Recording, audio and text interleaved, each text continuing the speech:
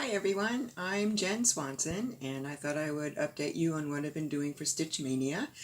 I had a couple blurps which I fixed, but I didn't get to start absolutely everything I wanted, but I did pretty good considering I started on May 1st on deciding that I was doing it, and I spent an hour and a half figuring out what I was going to do and then I made my video.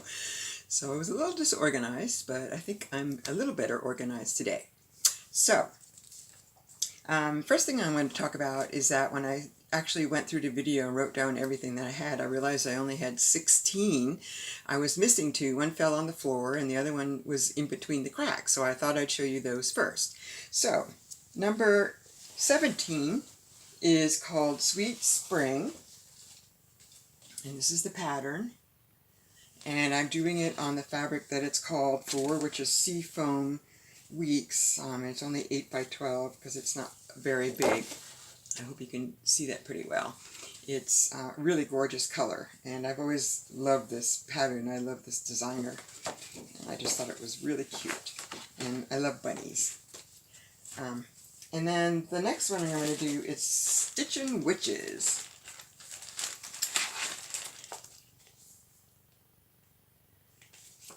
And I am doing that on Haunted Belfast. This is 32 count. I'm not sure how good the light is in here, but it's fairly dark. It's purples and greens and blues. It's going to be pretty cool, I think. And then I also have the thread pack that goes with it. So this one is kitted. I'm actually going to be able to do it. And the Sweet Spring uses DMC, I believe, so I shouldn't have any issues there either.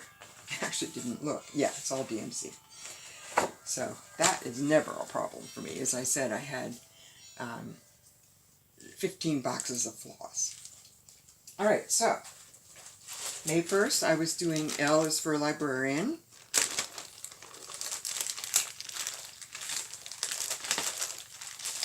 And I got quite a bit done, so this is the pattern. And this is what I got done.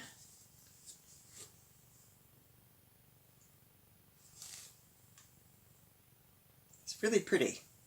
And this is done with silks and some over-dyed flosses, so it's going to be gorgeous, I think. I also have Q for quilter, and I'm going to get the S for sampler, for stitcher. I think that's what the S is. So that's the first one. The second one was a Lizzie and Kate design called Every Bunny Do the Hop. As you can see, as I told you, I love bunnies. And I only had an hour that night, so this is what I got done. I love the purple and the green together. And that's the one I'm using all the over-dyed flosses from Victorian Motto Sampler Shop. So they're all hand-dyed flosses. And I actually purchased their autumn flosses, which I just got in today, actually, so that I have the orange that I was missing. Okay, so the third day is when I ran into my first problem. I was going to do the gingerbread tree by Victoria Sampler, but I had not put it together, and I could not find the little bag of threads that I thought I had, so I couldn't do it. And aside from that, I didn't even, I did have the fabric. I was using the Lakeside Vintage, but I didn't have any of the threads, so I couldn't do it. So I went to a work in progress that I'm having so much fun doing. It is from Cloud Factory. It's called the Harry Potter Giant version. And I am doing it on 32 count over 1, and this is what it looks like. So each one is tiny, but I'm having so much fun doing it. It's almost like a sampler, you know, because you finish a little character and then you move on to the next. So I finished Neville, and I worked on those two things here. So I got those done, or as much done as I could. So that was my first blip, but I was very happy to be able to work on that. And then I had the tapestry cat. which I didn't have time to actually start, but as you can see I have it all hooped with my cute little book that I made for my needle holder, a needle minder, and I did get all the floss kitted, so I'm ready to go on that.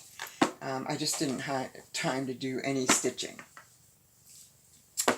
So because I couldn't do that, I went to another one that I had, which was number 19 on the list, and that was the Parchment Tapestry, which is this, by Rosewood Manor. And I got quite a lot done on that. I got that done. It's really pretty. And the picture really doesn't do it credit. The colors are nice and bright, and I think it's just going to be stunning. And I am doing that on, I think it's 36 count. It's sort of a pinky, oh, it's what it's called for, actually. I think it's called Parchment. Weeks Dye Works 32 count parchment linen, and I'm doing it over 2. So that solved another book. And then the Silver Creek sampler, and this is this one here. And I was visiting, this was for Saturday, and I was visiting my daughter in Northampton, Massachusetts, and I realized I brought both of the things that I was supposed to work on, but I didn't bring any floss or thread or anything. And so I made her take me over to Michael's, and I was able to buy all the floss that I needed. On this one I still need to get some over-dyed flosses, but I can wait a little bit for those.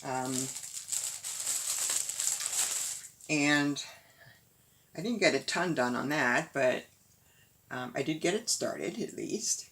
So I stitched for at least 18 minutes. So I was able to do the bird tummy and start the dress for Dorothy. And then the last one is Berta. And another glitch.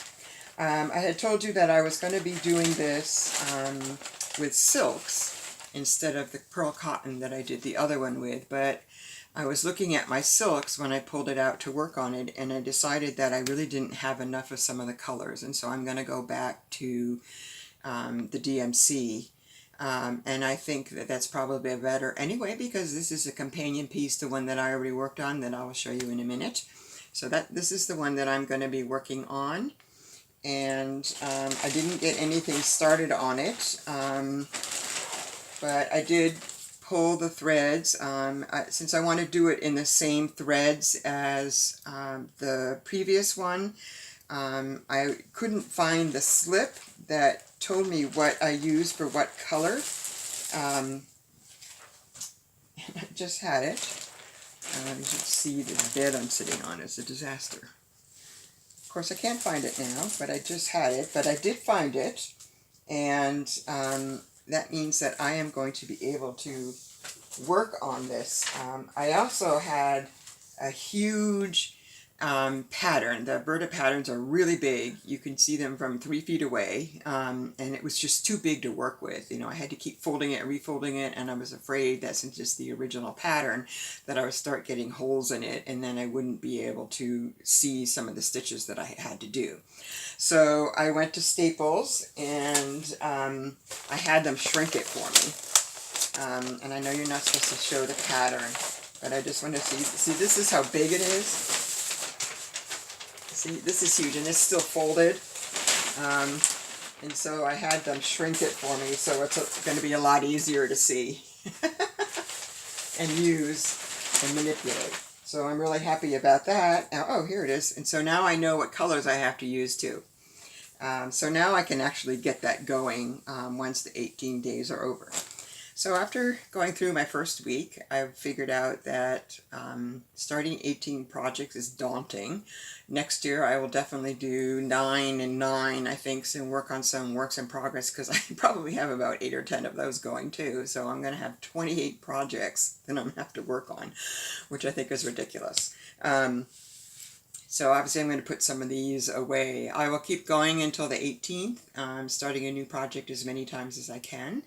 But I, live and learn, as I say. So as a finale, I will show you, this is the framed picture of the one, it's called the unicorn tapestry that I did before. I had it framed professionally. I didn't want to do it myself. I don't know how well you can see it. It's over the 22 Hardinger. It took a long time, but I am so happy with it. And I even did the faces in Petty Point. So that's 44. So I'm going to push it up really close to see if you can see it. So this is the end of my second video. I hope it can be seen. And to the subscribers, thank you so much. I really wasn't expecting any, and I've seen quite a few views, and I'm really happy about that too. Next week, I will talk about I'll probably wait until I finish the others, and then do a catch-up on that. I haven't been able to get to the bin yet. I also was thinking that I would do a really hands-on introduction to how to keep a database of your floss and give you step-by-step instructions for those of you who are not computer literate and have never used Excel. I've been looking through to see what some of the others do, and I find that I understand them because I've been using Excel for 30 plus years, and so I'm a whiz on it, but not everybody is. And I realized that if you really weren't sure what you were doing, the videos that I was watching probably wouldn't be helpful. So I'm going to do one that takes you from the very beginning, assumes you don't know anything, and show you what to do so you can figure out what you have. So happy stitching, everybody. Have a great rest of the week, and I will talk to you next week. Bye.